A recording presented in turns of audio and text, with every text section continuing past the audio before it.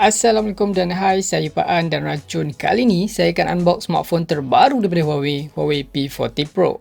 Seperti yang kita sedia maklum, Siri P ni lebih memfokuskan kepada segmen kamera dalam menawarkan teknologi terbaru, terhebat dan pengalaman yang lebih premium. So, jom kita tengok apa yang hebat sangat ada dekat phone ni. Kita akan mulakan dengan unbox dulu. By the way, phone ni baru je rasmi dekat Malaysia. Seri Huawei P40 ni sebenarnya ada 3. Huawei P40, P40 Pro dan Huawei P40 Pro Plus. Untuk Huawei P40 Pro ni, harga rasmi dia sekitar RM3,899. Specialnya untuk korang yang pre-order sekarang, korang akan dapat freebies bernilai lebih daripada RM1,300. Memang gempak guys. Kotak dia overall warna putih, memang clean. Dekat depan ni ada tulisan Huawei P40 Pro. Yes, dia bekerja sama dengan Leica. Oh ya, dekat bawah ni ada ikon app gallery alternatif kepada Google Play Store. Kanan dan kiri ada tulisan Huawei P40 Pro. Unit saya ni 8GB RAM dan 256GB ROM berwarna ink blue. Buka je kotak, korang akan terus nampak Huawei P40 Pro yang berwarna biru ni. Memang nice lah warna dia ni. Tapi sekali pandang guys, panel belakang dia ni dengan placement kamera macam tu, saya terasa macam ni Samsung Galaxy S20 pula. Next, korang akan dapat casing silikon transparent, dapat alat buka SIM, kabel USB-C, adapter pengecasan 40W.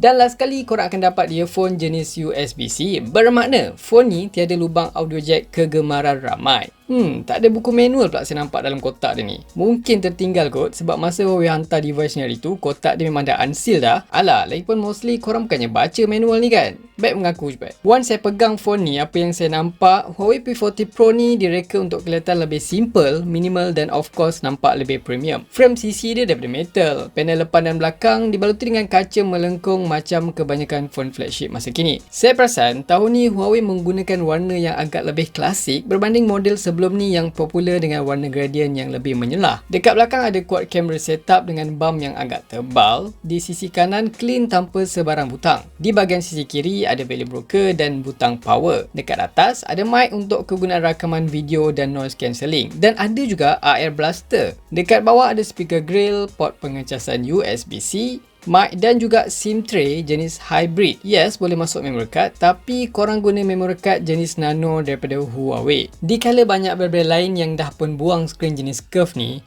Huawei pula tampil dengan inovasi terbaru yang dipanggil Quad Curve Overflow Display, yang mana kali ni skrinnya melengkung di 4 sisi, bukan saja di bahagian sisi kanan dan sisi kiri, tapi juga di bahagian atas dan bawah. Reka bentuk unibody dengan teknologi paparan canggih ini membuatkan bezel sisi dan bawah lebih nipis.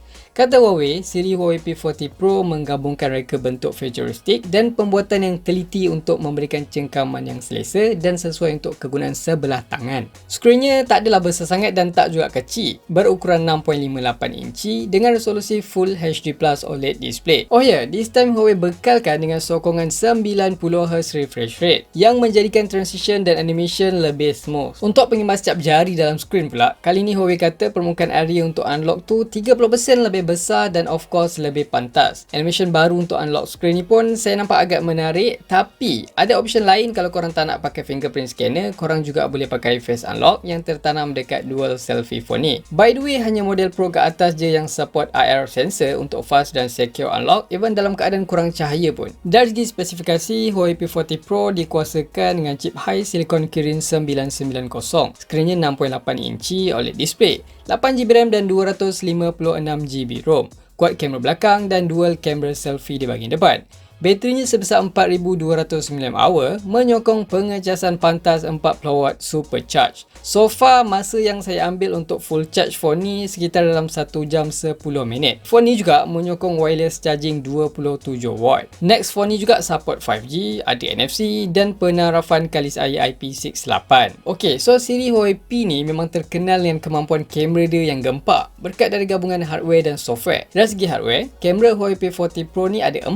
Sensor utama sebesar 50MP, ada sensor ultrawide 40MP, untuk telefoto pula 12MP, support 5 kali optical zoom dan max boleh capai sehingga 50 kali zoom hybrid. Untuk sensor telefoto dan main, keduanya menyokong OIS. Dan sensor keempat yang ni adalah TOF, fungsi dia untuk bokeh. Huawei masih meneruskan tradisi menggunakan teknologi sensor RYYB pada siri Huawei P40 Pro. Tapi, kali ini sensor yang digunakan tu lebih besar dari mana-mana phone Huawei sebelum ni, menjadikan prestasi hasil gambar low light dia lebih magic guys. Dengan teknologi XD Fusion Engine yang menggunakan Artificial Intelligence untuk mengoptimumkan gambar, hasilnya memang sangat impresif guys. Lagi-lagi bila korang guna features terbaru yang dipanggil AI Remove Passerby dan juga AI Remove Reflection. Fungsi ni dapat hilangkan pantulan cahaya dalam gambar korang dan juga korang boleh buang orang lain yang termasuk dalam gambar korang tu. Untuk selfie kamera pula ada dua beresolusi 32 megapiksel dan lens kedua tu adalah IR depth sensor, fungsinya untuk hasilkan kesan bokeh yang natural dan lebih sharp. Untuk rakaman video, kamera utama dan selfie keduanya menyokong sehingga resolusi 4K dan untuk rakaman slow-mo pula menyokong sehingga 7680 fps sesuai untuk rakam adegan letup-letup. Memang nice guys. Disebabkan kita sekarang berada dalam perintah berkurung, so saya tak banyaklah gambar yang saya dapat snap. Mungkin nanti saya akan share di next review hasil dia. Huawei P40 Pro ni dikuasakan oleh chip Kirin 990